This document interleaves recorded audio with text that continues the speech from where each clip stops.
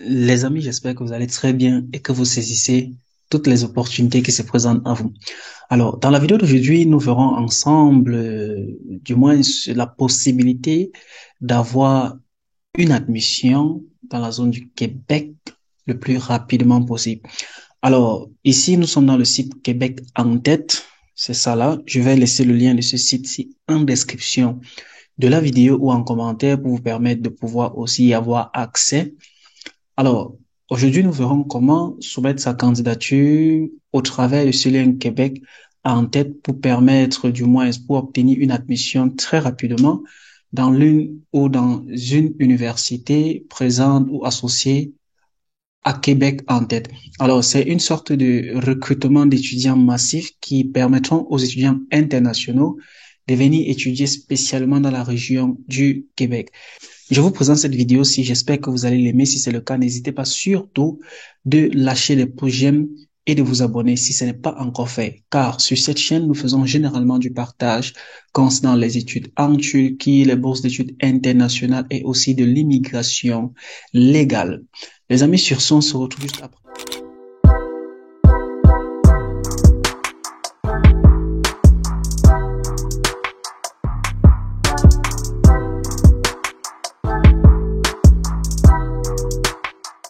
Bienvenue une fois de plus, les amis. J'espère que vous allez bien. Alors, vous êtes nombreux qui voulaient toujours aller étudier au Canada, mais qui ne savaient pas comment faire des demandes d'admission.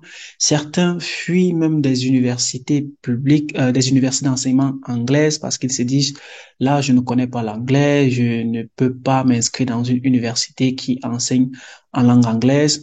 Alors, voici Québec en tête qui donne la possibilité aux étudiants étrangers de pouvoir obtenir des admissions dans certaines universités ou dans certains centres de formation professionnelle ou obtenir des admissions pour des formations universitaires, professionnelles ou collégiales, leur permettant ainsi de suivre des formations au Québec. Alors, ensemble, on va parcourir ce site web pour voir de quoi il s'agit concrètement et je vous laisserai l'opportunité de pouvoir aussi y avoir accès.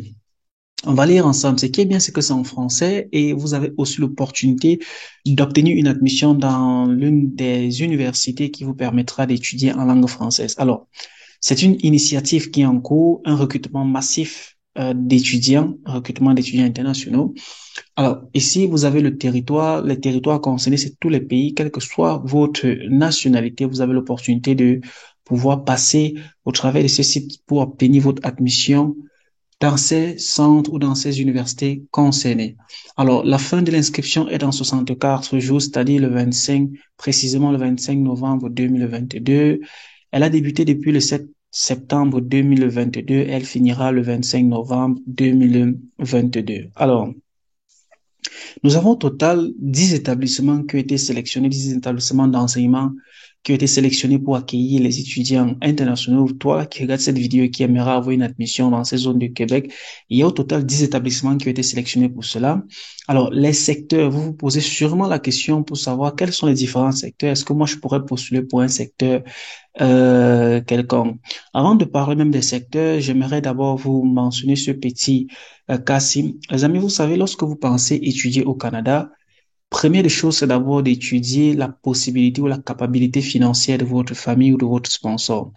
Si elle n'est pas en mesure de sponsoriser votre éducation au Canada, je ne vous conseille pas même de lancer une procédure de demande d'admission dans une université quelconque parce que ça ne servira à rien.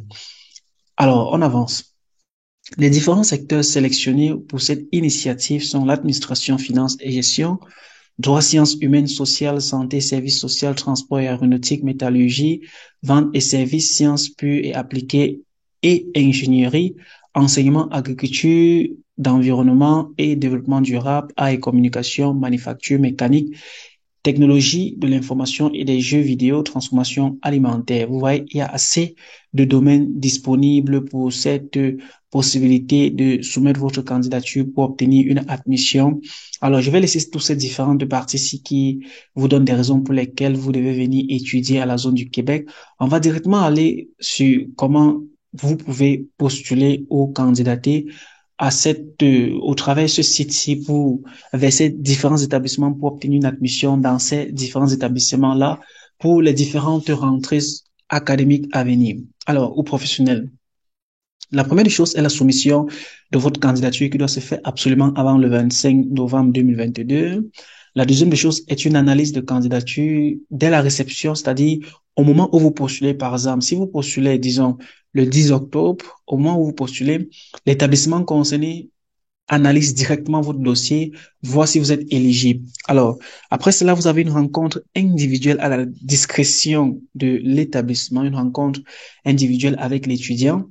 Et ensuite, vous avez une rencontre virtuelle, c'est-à-dire une sorte d'interview que vous auriez pour votre candidature, pour voir si vous êtes vraiment habilité à obtenir une admission dans cet établissement-là. Et à la fin, vous avez une date estimée d'arrivée au Québec, c'est-à-dire la date à laquelle vous pourriez commencer votre programme d'études au Québec. Comme par exemple, ils ont cité ici la session d'automne 2023 et 2024. Alors, les amis, on pourra aussi voir ensemble de manière spécifique quelles sont les formations collégiales, professionnelles et universitaires disponibles. Si par exemple, concrètement, ici, on choisit par exemple un domaine tel que, prenons les sciences pures, prenons cela comme ça. On va voir par exemple les programmes qui sont disponibles et on va voir si nous sommes éligibles à cela. Alors, ici, on a 161 programmes d'études disponibles, c'est-à-dire différentes formations dans différents domaines. On va ici à un niveau d'études. Par exemple, toi qui regardes cette vidéo, si tu veux suivre une formation, disons, universitaire, on clique sur universitaire. On a là la liste des formations universitaires disponibles dans ces différents centres-là. Vous allez voir les différents noms des universités affichés là. Alors, par exemple, toi qui regardes cette vidéo, tu veux obtenir une licence, supposons en informatique, tu sélectionnes là. Qu'est-ce que ça dit pour cette licence qui est un bachelor, un baccalauréat dans le système canadien, encore une fois appelé une licence, premier cycle. Alors, c'est une durée de 3 ans pour cette licence en informatique. Et vous voyez, lorsque vous essayez de regarder cette partie, si vous avez les différentes dates limites qu'on a déjà fait allusion à cela, euh, vous voyez la présentation du programme, le nom de l'université, la zone de l'université, la présentation du programme, les objectifs du programme, le profil du candidat recherché aussi est mentionné à l'intérieur, c'est-à-dire dans cette page ici pour vous permettre de mieux comprendre cela. Ce qui est encore très intéressant, les amis, c'est au niveau des frais de scolarité par année, vous avez l'opportunité d'obtenir ces informations-là. Alors, lorsque vous cliquez dessus, c'est mentionné le dollar canadien. Lorsque vous cliquez dessus, vous avez pour les autres nationalités, c'est-à-dire si vous n'êtes pas français ou belge francophone, pour les autres nationalités, c'est entre 18 000 dollars canadiens à 22 000 dollars canadiens. Ça, c'est par année scolaire. Je ne sais pas si on peut convertir cela en une monnaie comme le franc CFA, par exemple. Je ne pense pas qu'il y ait le franc CFA ici, là. Il y a plutôt le dollar américain. Mais déjà, le dollar canadien est largement suffisant pour vous permettre de comprendre cela. Vous pourriez utiliser des sites pour pouvoir convertir cela. Alors, au niveau de la possibilité de bourse d'études, vous voyez, il mentionne que les bourses d'études sont octroyées à ceux-là qui respectent les différents critères qui sont mentionnés ici, là. Il est à rappeler que ce n'est pas une possibilité de bourse d'études. Vous postulez et bien après, vous pourriez obtenir une bourse d'études si vous êtes éligible à leurs différents critères d'admissibilité. Alors, ne postulez pas avec l'intention d'obtenir une bourse d'études ou bien d'être boursier au début. Alors, les exigences, c'est-à-dire qu'est-ce qu'il vous faut pour pouvoir avoir le niveau nécessaire pour postuler. Vous avez l'âge requis, pardon. Vous avez les différents préalables académiques ou scolaires passés, exigences en mathématiques et tout ce qui va avec. Vous avez les notes qui sont demandées, les notes en classe qui sont demandées et tout ce qui est nécessaire. Et à la fin, vous avez les débouchés. On va parler de tout cela. Je vous présente juste de manière superficielle pour vous permettre d'avoir déjà une idée et de pouvoir approfondir vos recherches bien après. Alors, voici les différents débouchés pour ceux-là qui ont cette licence en informatique. Vous avez tous ces différents débouchés ici après votre formation. Je pense que c'est tout concernant cette formation en licence en informatique. Si on va voir maintenant les formations professionnelles. Quelles sont les formations professionnelles qui existent? On va choisir niveau d'études professionnelles. On va prendre là. En prenant professionnel, vous voyez, je sais pas si on a pu sélectionner ça. Je pense que c'est ça là. Alors, voici les différentes formations professionnelles ici. Nous avons le DEP. arpentage et topographie, comptabilité, dessin et bâtiment, dessin industriel. Si on essaie par exemple de cliquer sur dessin de bâtiment, là, nous sommes dans dessin de bâtiment, 1800 heures de formation, c'est-à-dire pour 2 ans. C'est une formation professionnelle qui vous permet d'obtenir un diplôme d'études professionnelles. Alors, si on essaie de descendre en termes de droits de scolarité, quel est le montant que vous pourriez préparer à payer pour cette formation-là, dans ce centre, du moins, de formation professionnelle? Vous avez un montant entre 18 000 et 22 000 $ canadiens que vous devez préparer pour les frais de scolarité dans ce centre de formation professionnelle. Je pense qu'on va laisser les autres parties qui concernent les débouchés et tout ce qui va avec. On va aller peut-être aussi dans la formation de niveau maîtrise, qui est presque comme l'équivalent du master, avec bien sûr un système différent, vous voyez. Master deuxième cycle, universitaire, durée 2 ans. Quels sont les frais de scolarité affiliés à cette formation en géologie et génie géologique? Vous voyez, si les frais de scolarité sont je pense que là, pour les autres nationalités, nous avons de 16 000 $ à 18 000 $ canadiens que vous devez être préparé à payer comme frais de scolarité pour cette formation dans cette université. Alors, je pense qu'on a parcouru toutes les formations nécessaires ou bien présentes, du moins les différentes formations. On a vu quelques formations présentes pour cela. Comment est-ce que vous pourriez soumettre votre candidature? On va finir par là.